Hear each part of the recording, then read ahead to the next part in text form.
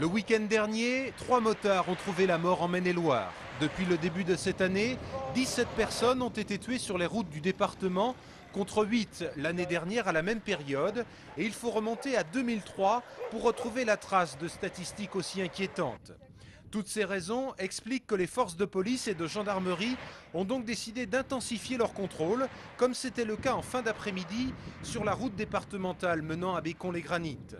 Un axe où par exemple ce conducteur a été verbalisé à 127 km/h au lieu des 90 autorisés.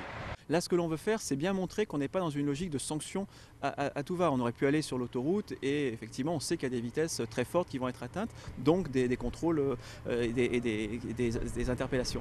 Pour cette journée, nous sommes sur le réseau secondaire et c'est le réseau secondaire qui nous préoccupe particulièrement. On sait que c'est là que se produisent les accidents les plus meurtriers.